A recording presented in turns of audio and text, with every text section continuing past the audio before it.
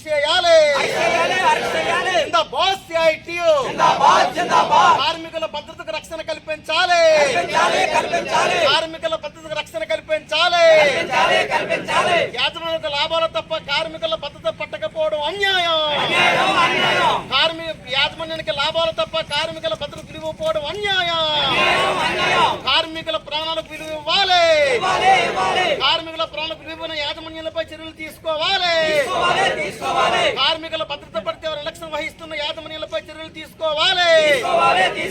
కార్మికుల భద్రతకు రక్షణ కల్పించాలి. జిందాబాద్ సిఐటియు, జిందాబాద్ సిఐటియు. కార్మికుల భద్రతకే ప్రభుత్వం తగు చర్యలు తీసుకోవాలి. కార్మికుల భద్రతపై కేంద్ర రాష్ట్ర ప్రభుత్వం చర్యలు తీసుకోవాలి. పరిశ్రమల భద్రతా చట్టాన్ని మార్పు చేయవద్దు. కార్మిక వ్యతిరేక లేబర్ కోడ్ రద్దు చేయాలి. కార్మిక వ్యతిరేక లేబర్ కోడ్ రద్దు చేయాలి. కార్మిక వ్యతిరేక లేబర్ కోడ్ రద్దు చేయాలి. కార్మికులకు భద్రత రక్షణ కల్పించాలి. 18 నిండు కార్మికుల ప్రాణాలు బలికోవడానికి కారణమైనటువంటి ఎస్ఎన్సీ యాజమాన్యంపై చర్యలు తీసుకోవాలి. కార్మికుల ప్రాణాలకు విలువ ఇవ్వడం లేదు. మన పైడిబామ పరిశ్రమలు తరచూ చూస్తున్నాం. నిరంతరం కూడా ప్రమాదాలు పదుల సంఖ్యలో కార్మికుల ప్రాణాల గాలిలో కలిసిపోయాయి.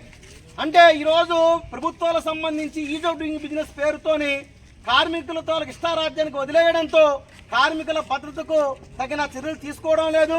కార్మికుల భద్రత పట్ల యాజమాన్యాలు తీవ్ర నిర్లక్ష్యంగా వ్యవహరిస్తూ ఉన్నాయి.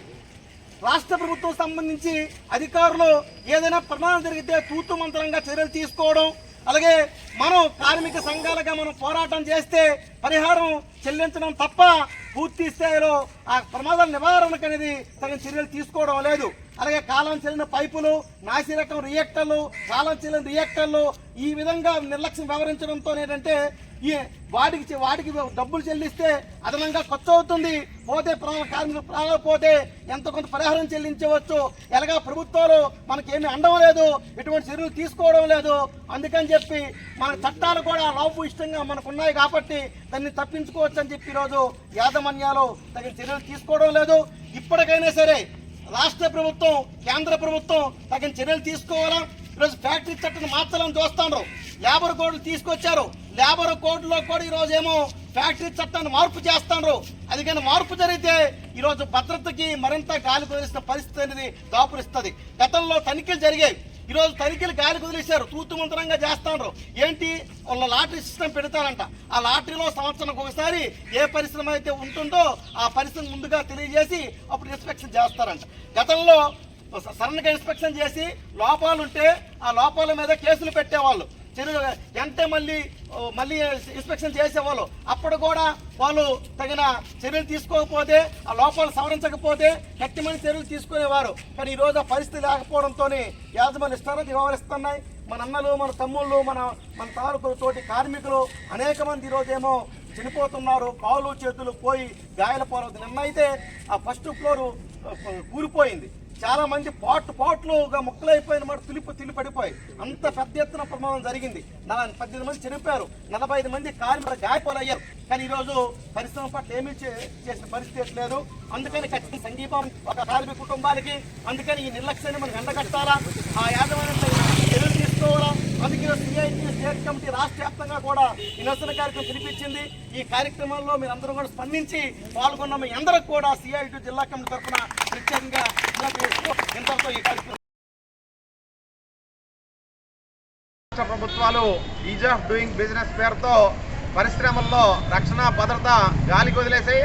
దాంట్లో భాగంగానే నిన్న జరిగినటువంటి అచ్యుతాపురం ఎస్ఈజెడ్లో ఎసెన్షియల్ ఫార్మా పరిశ్రమలో యాజమాన్యంతో నిర్లక్ష్యం కారణంగా 18 మంది ప్రాణాలు గాలిలో కలిసిపోయి సుమారు 50 మంది గాయపడి ఈరోజు హాస్పిటల్లో చికిత్స తీసుకున్న పరిస్థితి ఉంది. ఈరోజు గతంలోనే అల్ట్రాటెక్ సిమెంట్ కానీ లేదంటే అరబిందో కానీ అనేక పరిశ్రమల్లో వరుసగా ప్రమాదాలు జరుగుతున్నా సరే యాజమాన్యాలు కార్మికులకు సంబంధించిన రక్షణ చర్యలు తీసుకోవడంలో విఫలమవుతున్నాయి. ఎందుకంటే ఫ్యాక్టరీ ఇన్స్పెక్టర్తో లాగా తనిఖీలు పూర్తిగా చేయడం మానేశారు. సెల్ఫ్ సర్టిఫికేషన్ పేరుతో యాజమాన్యాలు తమకు తామే అన్ని భద్రతా చర్యలు తీసుకుంటున్నామని చెప్పి ప్రకటన చేసి డిక్లరేషన్ ఇచ్చినట్టయితే ఎటువంటి తనిఖీలు లేకుండా మినహాయింపు ఇవ్వడంతో కార్మికులు తీవ్రంగా నష్టపోతున్నారు. ఇప్పటికైనా సరే అన్ని పరిశ్రమల్లో కూడా సేఫ్టీ ఆడిట్ నిర్వహించాలి. అలాగే కేంద్ర రాష్ట్ర ప్రభుత్వాలు కార్మికుల రక్షణకు సంబంధించి కఠినమైనటువంటి చట్టాలు తీసుకోవాలి. అలాగే ఎసెన్షియల్ యాజమాన్యంపై క్రిమినల్ చర్యలు తీసుకొని యాజమాన్యాన్ని వెంటనే అరెస్ట్ చేయాలని చెప్పి సిఐటిగా డిమాండ్